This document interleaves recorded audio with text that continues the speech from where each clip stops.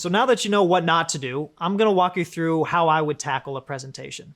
So to start, you can see the title slide is a lot simpler. We have a title, we have who is presenting, and we have when it occurred. Now, I do want to talk a little bit about the date at the bottom, which is an important factor that you shouldn't forget to include. You may come back to this presentation a few months later, even a year later, or this may be disseminated across your company. It's important to know that when this analysis took place and why and what were the circumstances of it. And a big part of that is what were the circumstances of the company at the time that this was actually presented. So the next slide is giving an idea of what you're going to be presenting to everyone and when. So you start with your purpose statement, right? You're going to be discussing what are we talking about. The next aspect is where you actually tell your story. And that's an important concept, is this overall presentation is a story with data. And finally, you have your conclusion slide. You're going to be very clear that this is the conclusion. This is where you're going to add recommendations if this is in a business context. And then you'll have your appendix where you can have an additional information on data visuals, as well as overall context for the presentation that may not work within the overall flow itself. So our transition slide, what are we talking about? So this is where you let the audience know what we're talking about. What are we trying to tell them? What are all the slides that are following this going to be driving towards? So when we look at this slide, I'm trying to identify if there are geographic, demographic, and/or economic factors that contribute to a happier life. That is the purpose of the overall presentation. So everybody now in the room knows this, and that is what they're going to be thinking about as you present all of the data to them. Next section on our table of contents, present the data. It is important to mention these will probably have different titles as you build them out, but this is the topic that we're moving into. So you'll recognize this visual from the messy slide, but it has a different color context. That's not as important, but what is important is when you get here, you have a title on the slide, you have a visual, but there's no text. And this is an important aspect to it, is what we're trying to do is walk and introduce the audience to the overall data that you're going to be using. Now, this is the first slide that has any form of content on it, so it's important that you introduce them to the underlying data. And seeing as the data is all about geographic, demographic, and economic data points per each country, it's important that the visual represents that. If I were to be the presenter on a slide like this, I would start by getting to this slide and explaining the process and data that we're looking at. So we analyzed a data set consisting of data collected from residents of European countries between 2015 and 2017. The data contained demographic and economic data for individuals within each country, including population, GDP, or gross domestic product, and a happiness score per person. So I've now introduced them to the data set. There's still no text, so they know that they should be looking at the visual and listening to me. Now the next aspect, which can be overutilized, but I've also seen underutilized, is using animations in your presentation. Animations can be used as a way to direct your audience's attention as you speak, a way to say, look over here at this area of the slide as I'm talking. It also allows them not to get too bogged down or distracted as you're introducing new concepts to them. Because remember, as you're introducing data, the technical components may be new to a lot of people. And finally, another way to do this is through annotations on top of visuals that can be used as another form of directing their gaze and their overall attention. So putting these together, we can have something like an annotation appear as you're discussing it. So if we were trying to explain what the visual is showing, we have an annotation that pops up that says happiness score and points to the score within the specific country. And we can explain exactly what the visual is showing. So in this way, we could say something like, we began by creating a heat map of the happiness score for each country, where the number within each country represents the overall score, and the colors represent how high or how low the score is on a scale. So the darker blue the country is, the higher the numeric happiness score for that country, the deeper red that the country is, the lower the happiness score and overall numeric value. So what we've done before any text has appeared on the screen is explain the visual, explain the overall data that they're going to be looking at throughout the presentation so that they now can understand when we dive into the specific analysis. So it's important that you only use text on the screen in a short and concise manner to highlight the main points that you're discussing. So after I introduce the visual, I can now dive into the analysis. So we have our first bullet point. Happiness levels vary widely by country. So with this, as it appears, my speaker notes can be something along the lines of, however, as high and low scores are spread sporadically throughout the map, there is little correlation that we find between geographical location and happiness. Finally, we concluded that the geographical location alone was not a strong indicator of happiness. So as you can see, as I'm discussing and as I'm explaining what we were looking at within the data, the overall text on the screen only populated as I began to discuss it. So the audience knew exactly where to look and exactly what to be listening to when I'm talking. A very important aspect of the flow of the overall presentation is the transition from one slide to the next.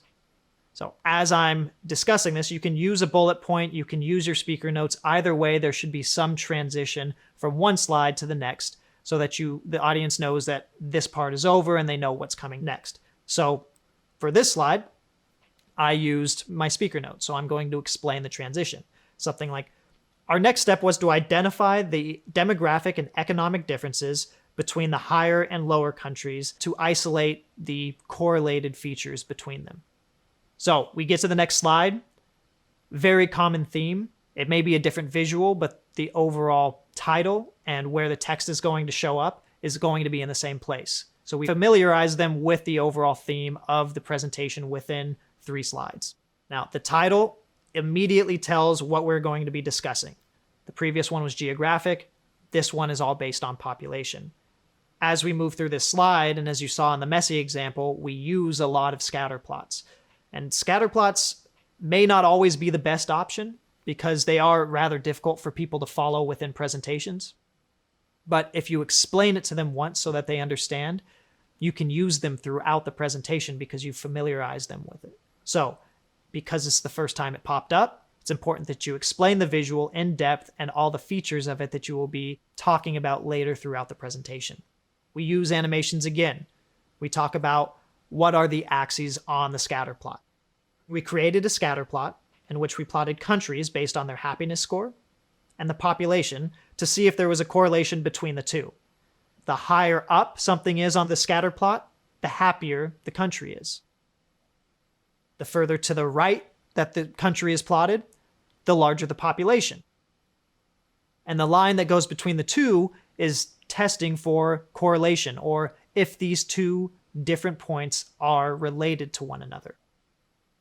So these annotations and these animations are there to clarify what the chart is plotting. Now, the overall purpose is that we are attempting to identify if there is a relationship between the population size of the country and the overall happiness score. So now that you have explained what this visual is, you can now dive into the results of it. Now, this slide itself has one bullet point. It is the results of the overall analysis that you can find just based on the data visual. We found that there was little to no correlation between happiness and population based on the analysis that we ran. So all discussion and in-depth explanation of the visual is kept in the speaking notes besides the overall annotations. And again, the transition is very important to the next slide. So you can say something like, so next we dove into the specific demographics of each country to see if we can identify the features that separate or correlate with the overall happiness of the country. Again, same thing. We have the title. We know what we're going to be talking about now. This is now the health of each country and how it correlates with happiness. We have a scatter plot again, except the good news is you've already introduced what the scatter plot is and what you are comparing on there. So now the audience has been familiarized with the data set. You don't have to go through and explain exactly what the visual is representing. You can dive into the overall differences or analysis that you're going to be presenting on this slide. You can have something explaining that we found a positive correlation between happiness and health, or overall life expectancy of the country. Now, we found this because the correlation coefficient between the two different factors, being happiness and health, was 0.50. Now, you just introduced a new concept. This is where you have to now explain the new concept, because otherwise you may lose people in the room. This is a technical component to your overall analysis, and it is an important component, so it is critical that you do explain what it is, but in a simplified way so that everybody understands. So you can say something along the lines of, a correlation coefficient is a measure of strength and direction of the linear relationship between two variables. So in other words, the closer to 1 that the number is, the more positively correlated they are, meaning when one of the variables goes up, so does the other one. The closer to -1 that the number is, the more negatively correlated they are, meaning as one of the variables, such as happiness, goes up, that the other variable, like health, would go down. And the closer to 0 it is, it means they are not correlated at all, which is what we saw between population and happiness, and means that they have no relationship together. So we've now explained exactly what it is that we used as an analysis on this specific slide.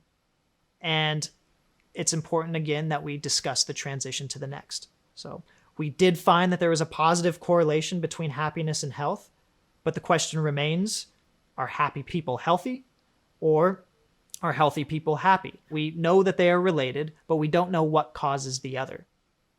And finally, what contributes to a longer life expectancy? If we know that longer life expectancy is related to happiness, what is it that helps create longer life expectancy within a country? Now, these are the two questions that we need to answer before the end of the presentation, moving on from here. So again, we are creating a logical flow as we move through this presentation. Now we are looking at a new concept, wealth, within each country. Now that you are using, such as the scatter plot, are familiar with the audience, it's okay now that you add in additional ones. So you can say something along the lines of, we then analyzed how GDP, or the overall economic status of the country, relates to the overall health of the country. Because if we know that GDP is related to health, and we know that health is related to happiness, then we can infer additional information through that. So we found that there is a strong correlation between gross domestic product and the overall health of a specific country, with a 0.7 correlation coefficient, so higher than the overall correlation coefficient for health and happiness. Next, we found an even stronger correlation between GDP and happiness. So whereas we first looked at health and happiness and then GDP and health, we're now looking at GDP and happiness and found that it has the highest correlation coefficient between all three of those comparisons. So we have a conclusion within just this slide, which is we found that richer countries have a higher average happiness level. This is a good transition to the overall conclusion of now your entire presentation. So again, you're directing your audience through just presenting the text that you want them to look at. Your first conclusion from your overall presentation: wealthier countries and ones that have sustained economic growth tend to have a higher average happiness level. Your second conclusion: healthier countries also tend to have a happier population. However, healthier countries also tend to be wealthy. And finally, this is where you take it home. So our evidence suggests that wealth, health, and happiness all go together. It's important to also discuss any caveats or future analysis that needs to be ran to answer the questions that may come up based on this analysis. So we have said that the evidence suggests that wealth, health, and happiness all go together, but that does not mean that one causes the other. So there needs to be future analysis to understand any causal effects between them. And then you have your final slide. And this is where questions would come in. So it's important to remember that data storytelling is an art. What we've given you is some high-level overview and examples of what not to do and an improved version, but don't be afraid to put yourself in there. The overall presentation style is going to come from your personality and skill set within data analytics. You can use the tools that we use to help you build the layout of your presentation, but it's up to you to really put a lot of yourself into it and a lot of your own skills to help people understand the overall analytics that you've run.